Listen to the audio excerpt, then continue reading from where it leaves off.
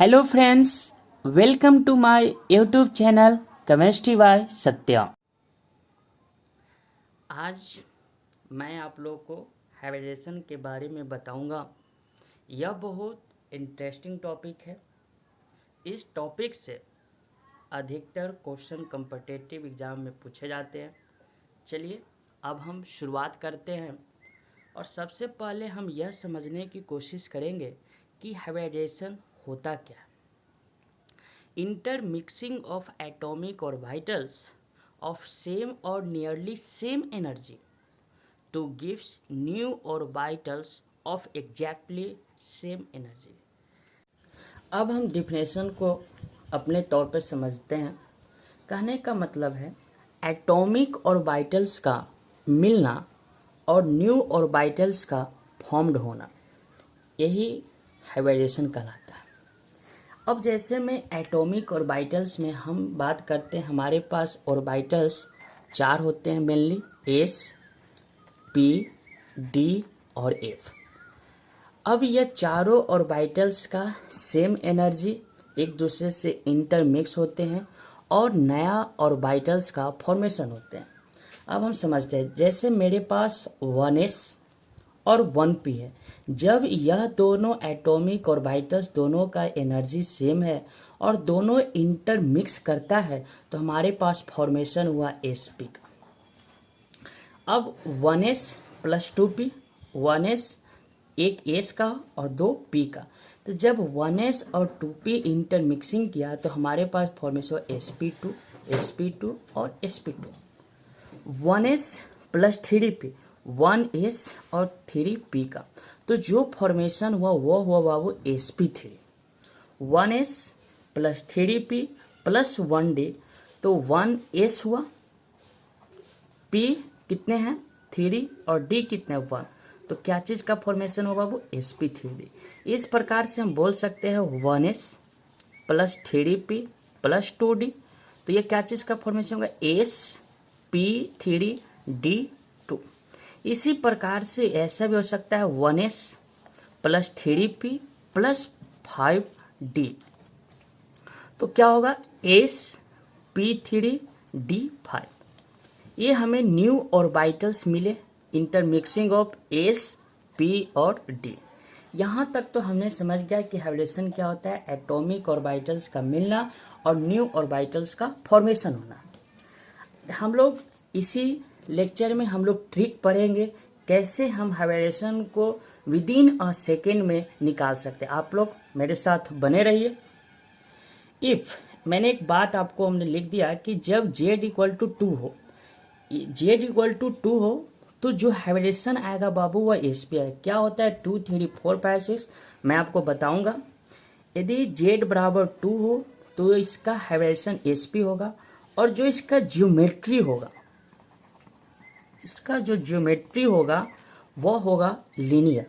3 sp2 trigonal planar, 4 sp3। देखिए कैसे 4 हुआ, एक तो s का हुआ और p 3 बचा तो p3 हुआ sp3, और जो इसका ज्योमेट्री हुआ वो हुआ टेट्राहेड्रल। 5 है तो हम जानते हैं कि देखिए 1s प्लस 3p और 5d, मैक्सिमम यहीं तक होता है 1s plus 3p plus 5d। तो हमारे पास जब 5 पूछ रहा है बाबू तो 5 के लिए हम क्या करेंगे, अब यह 5 के बारे में पूछ रहा है तो 5 है तो 1s 3p 3 1 4 और 1d sp3d। अब यहाँ पे 6 है तो 6 के लिए क्या होगा 1s p3 और d2 sp3d2, और इसका जो ज्योमेट्री होगा वह होगा ऑक्टाहेड्रल। उसी प्रकार से 7 के लिए होगा sp3d2, इसका जो ज्योमेट्री होगा वह होगा पेंटागोनल बाई पिरामिडल। अभी तक हम लोग हाइब्रिडेशन के इंट्रोडक्शन के बारे में बात किया कि हाइब्रिडेशन क्या होता है, उसमें हमने सीखा sp sp2 ये सब के बारे में, उसका ज्योमेट्री के बारे में। अब हम लोग बहुत शानदार चीज़, अब हम लोग ट्रिक के बारे में पढ़ेंगे कि हम कैसे हाइब्रिडेशन को हम पता कर सकते हैं विद इन अ सेकेंड में, कि कोई भी हमारे पास कंपाउंड दिया गया और पूछ दिया उसका हाइब्रिडेशन कैसे होगा, तो बहुत सारे कंसेप्ट हैं। मैं भी आपको एक कंसेप्ट बताने जा रहा हूँ, वो कंसेप्ट हम लोग देखेंगे। सबसे पहले हम बात करेंगे सम ऑफ वैलेंस इलेक्ट्रॉन। ये ध्यान से देखिए, सम ऑफ वैलेंस इलेक्ट्रॉन। यदि सम ऑफ वैलेंस इलेक्ट्रॉन 2 से बड़ा, 1 से छोटा या इक्वल हो, उसको हम 2 से डिवाइड करेंगे। यदि वैलेंस इलेक्ट्रॉन का सम 2 से बड़ा और 8 से छोटा या बराबर हो तो हम 2 से डिवाइड देंगे, और 8 से बड़ा 56 से छोटा या बराबर हो तो हम लोग 8 से डिवाइड देंगे, और 56 से बड़ा हो तो हम इसको डिवाइड देंगे 18 से। हमारे पास यह ट्रिक हुआ हाउ टू फाइंड हाइब्रिडेशन का, कि यदि सम ऑफ वैलेंस इलेक्ट्रॉन 2 से ग्रेटर, 8 से smaller and equal divided by 2, 8 से बड़ा, 56 से छोटा और इक्वल, उसको हम 8 से डिवाइड देंगे, और 56 से बड़ा हो सम ऑफ वैलेंस इलेक्ट्रॉन तो उसको हम डिवाइड देंगे 18 से, चाहे जितना भी हो। तो हम सबसे पहले हम बात करेंगे कि वैलेंस इलेक्ट्रॉन होता क्या। हम वैलेंस इलेक्ट्रॉन के बारे में जानकारी लेंगे कि वैलेंस इलेक्ट्रॉन होता क्या। आउटर मोस्ट सेल में रहने वाले इलेक्ट्रॉन को हम वैलेंस इलेक्ट्रॉन कहते हैं। आउटर मोस्ट सेल में जितने भी इलेक्ट्रॉन प्रेजेंस होते हैं उन्हीं को हम वैलेंस इलेक्ट्रॉन कहते हैं। जैसे में अब हम समझने की करेंगे, देखिए समझते हैं। हमारे पास सबसे पहले थोड़ा सा हमें ग्रुप के बारे में जानकारी हो जाना चाहिए। 1A, 2A, 3A, 4A, 5A, 6A, 7A और 8A। फर्स्ट ए में हमारे पास जो फर्स्ट एलिमेंट है हाइड्रोजन के बाद लिथियम, सेकेंड ए में first element beryllium, third A में ब्रोन, फोर्थ ए में कार्बन, 5 ए में नाइट्रोजन, 6 ए में ऑक्सीजन, 7 ए में फ्लोरीन और 8 ए में नियोन। अब हम उसका एटॉमिक नंबर देखते हैं। लिथियम का एटॉमिक नंबर 3, बेरिलियम का 4, ब्रोन का 5, कार्बन का 6, नाइट्रोजन का 7, ऑक्सीजन का एटॉमिक नंबर 8, फ्लोरीन का एटॉमिक नंबर 9 और नियोन का एटॉमिक नंबर 10। हमने सारे एलिमेंट्स का आउटर मोस्ट इलेक्ट्रॉनिक कन्फिगरेशन लिख लिया। ऑक्सीजन का 2s2 2p4, फ्लोरीन का 2s2 2p5 और नियोन का 2s2 2p6। अब हम बात करते हैं वैलेंस इलेक्ट्रॉन। देखिए हमारे पास यही ट्रिक है, उसके पहले हम जानकारी प्राप्त कर रहे हैं वैलेंस इलेक्ट्रॉन के बारे में। वैलेंस इलेक्ट्रॉन होता क्या है, हमने आपको बताया कि आउटर मोस्ट सेल में रहने वाले इलेक्ट्रॉन को वैलेंस इलेक्ट्रॉन कहते हैं।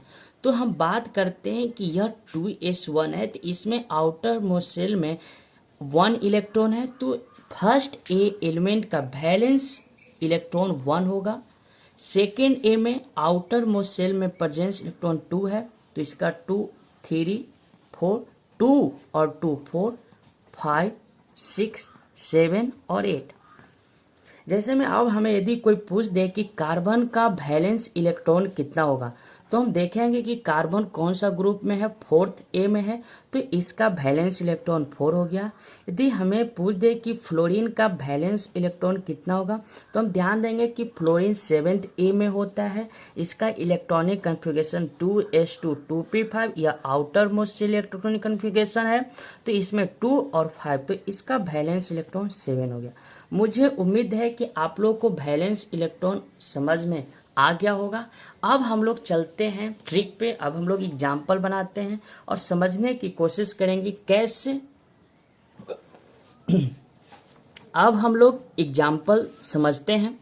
यदि हम फर्स्ट एग्जाम्पल हमने लिया, पहला एग्जाम्पल CH4, जिसे हम मीथेन भी कहते हैं, तो सबसे पहले हमें वैलेंस इलेक्ट्रॉन निकालना है। तो यह कार्बन है, तो कार्बन का जो वैलेंस इलेक्ट्रॉन होता है, कार्बन ग्रुप नंबर, देखिए कार्बन कहाँ होता है, ग्रुप 4a में होता है। 4a में इसका आउटर मोस्ट इलेक्ट्रॉनिक कन्फिगरेशन था 2s2 और 2p2।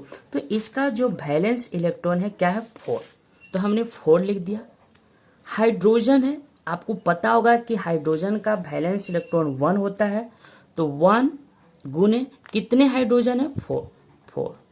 तो हम सम ऑफ वैलेंस इलेक्ट्रॉन की हम बात करें तो 4 + 4 टोटल कितना हो गया, 8। अब हम ट्रिक पे आते हैं।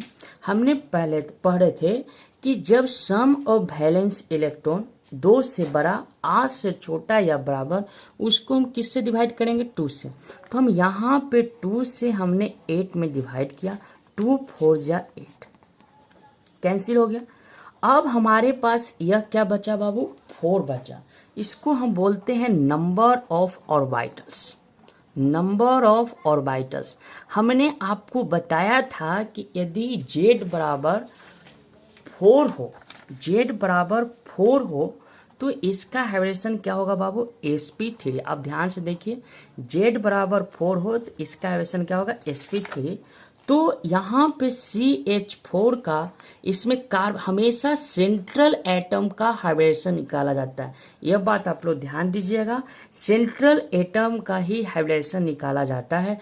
तो इसमें CH4 में इसमें कार्बन का जो हाइब्रिडेशन आया वह हुआ बाबू sp3। और हम पता है कि इसका जियोमेट्री क्या होगा। हम और एग्जाम्पल करते हैं। हमने सेकेंड एग्जाम्पल लिया NH3।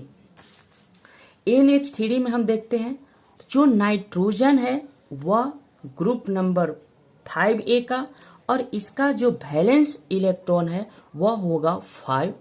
हाइड्रोजन का वैलेंस इलेक्ट्रॉन 1, कितने हाइड्रोजन है, 3।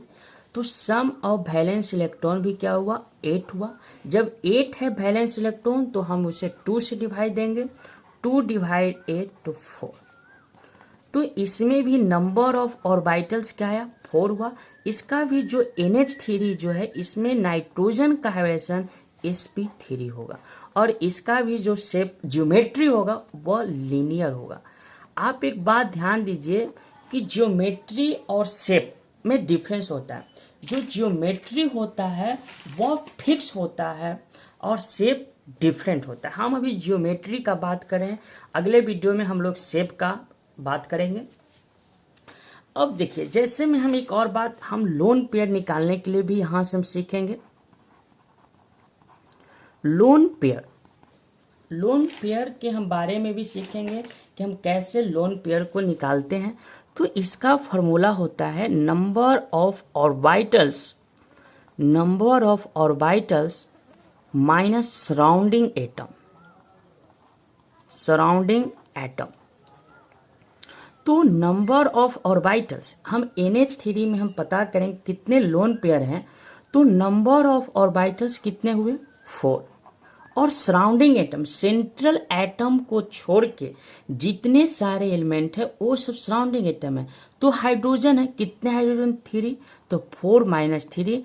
तो इसमें जो लोन पेयर हुआ वह क्या हुआ, 1 हुआ। मुझे उम्मीद है कि आप लोग हाइब्रिडेशन बहुत अच्छी तरह से समझ रहे होंगे। यदि आपको कोई दिक्कत हो तो आप कमेंट बॉक्स में जाकर मुझे बताइए। थर्ड हम एग्जाम्पल डिस्कस करते हैं। जैसे में हम एक एग्जाम्पल लेते हैं, बहुत अच्छा सा एग्जाम्पल है IF7। तो आयोडीन, आपको पता होगा कि जो आयोडीन है वह ग्रुप नंबर 17 का एलिमेंट्स है। तो इसका जो वैलेंस इलेक्ट्रॉन होगा वह होगा 7। और फ्लोरीन भी ग्रुप नंबर 7a का है, इसका भी वैलेंस इलेक्ट्रॉन 7 होगा। कितने हैं, 7। तो टोटल वैलेंस 7 × 7 14 है, 56। तो अब हम फिर से ट्रिक देखते हैं। 56 से बड़ा या 56 से छोटा या इक्वल, उसको हम कितना से डिवाइड देंगे, 8 से। तो 8 / 56,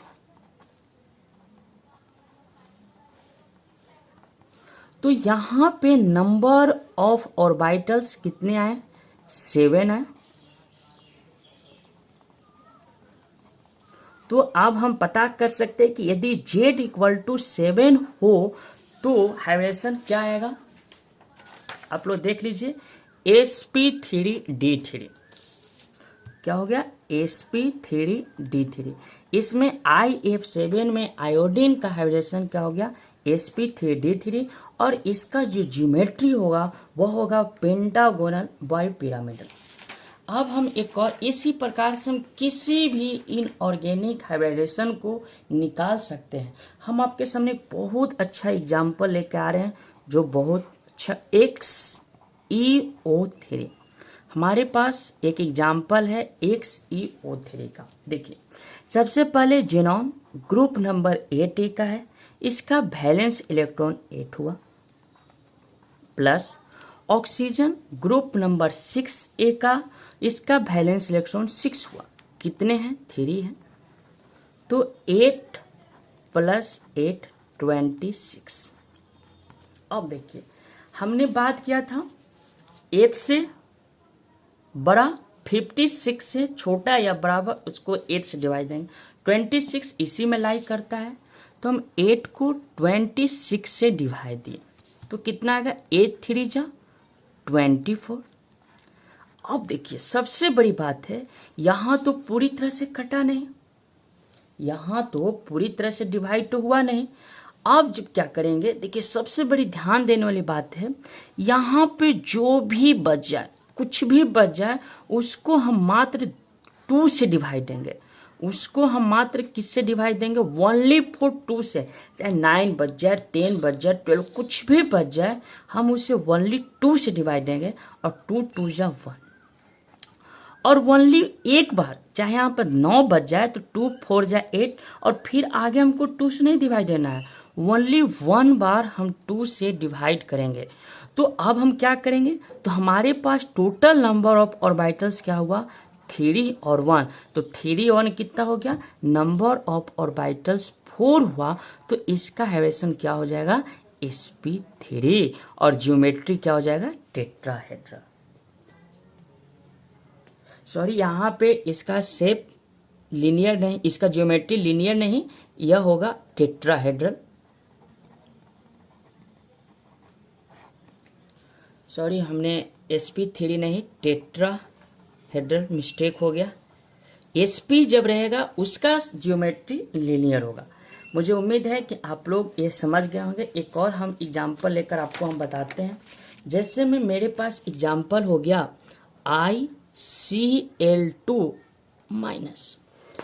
फिर से हम समझते हैं, आयोडीन ग्रुप नंबर 7A, इसका वैलेंस इलेक्ट्रॉन 7, प्लस क्लोरीन भी उसी ग्रुप से है, तो 7 × 2। अब देखिए, जब भी हम वैलेंस इलेक्ट्रॉन निकालते हैं तो यहाँ पे क्या है, माइनस है। देखिए, प्लस रहे, प्लस का मतलब है कि हमने एक इलेक्ट्रॉन को रिमूव कर दिया, और माइनस का मतलब क्या है कि हमने एक इलेक्ट्रॉन को ऐड कर दिया। 1 माइनस है तो 1 प्लस, तो total sum of valence electron कितना हो गया, 7 × 14 + 1, टोटल 22। अब 22 है, इसे हमको हाइब्रिडेशन निकालने के लिए 8 से डिवाइड करना होगा। 8 2 जा 16, 6 आ गया। अब हमने आपको क्या बताया था कि यहाँ जो भी बच जाए उसको हम ओनली 2 से डिवाइड करेंगे। 2 3 जा 6, तो टोटल नंबर ऑफ ऑर्बिटल्स कितना आया, 5 आया। नंबर ऑफ ऑर्बिटल्स कितना आया, 5। तो जब 5 होगा तो हाइब्रिडेशन क्या होगा, sp3d। अब हम इसमें लोन पेयर भी निकाल सकते हैं कि लोन पेयर कितना होगा, lone pair equal to number of orbitals, number of orbitals 5 minus surrounding atoms, surrounding atoms कितने हैं, 2, तो लोन पेयर भी कितने होंगे, 3 होंगे। हम अगले वीडियो में हम लोग स्ट्रक्चर भी बनाना सीखेंगे। सबसे पहले हम लोग इस वीडियो में हाइब्रिडेशन के बारे में कंसेप्ट क्लियर कर लेंगे। आप लोग मेरे वीडियो लास्ट तक देखें, तब आपको पूरी तरह से समझ में आएगा। अब हम एक और सबसे अच्छा सुंदर सा एग्जाम्पल XeOF2 का हम बारे में लेते हैं। तो अब हम इसमें देखते हैं क्या होगा। Xenon valence electron 8, oxygen 6, fluorine 7, कितने हैं 2, तो टोटल कितने हो गए 28। तो अब 28 हो गए, तो हम 28 को हम डिवाइड करते हैं 8 से, 8 3 जा 24, 4। फिर यहाँ पे जो भी बचा उसको हम किससे डिवाइड करना है 2 से, 2 2 जा 4, तो 3 और 2 कितना आ गया 5। तो जब ये भी 5 आ गया तो इसका भी हाइब्रिडेशन क्या हो गया sp3d। और जब हम लोन पेयर का हम बात करें तो हमारे पास लोन पेयर देख लेते हैं, इसमें भी लोन पेयर कितना हो गया 5 माइनस सराउंडिंग 2 और 1 3, तो लोन पेयर भी कितना है 2। लोन पेयर क्या है, बॉन्ड बनने के बाद जो इलेक्ट्रॉन बचता है उसी को हम लोन पेयर कहते हैं। यहाँ तक आप लोग को समझ में आ गया होगा, मुझे भी उम्मीद है। अब हम लोग एक और एग्जाम्पल हम लोग देख लेते हैं। अब जैसे में मेरे पास एक और एग्जाम्पल है IF7। IF7 है आयोडीन का सम ऑफ वैलेंस इलेक्ट्रॉन 7, फ्लोरीन का 7 × 7, तो 7 + 7, 7 × 7 49, टोटल कितना हो जाएगा 56।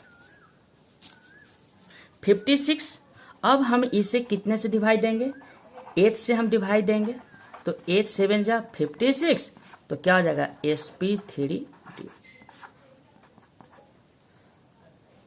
अब हम इसमें भी लोन पेयर निकालते हैं, तो इसमें भी लोन पेयर क्या हो जाएगा 7 number of orbitals minus surrounding atom 0।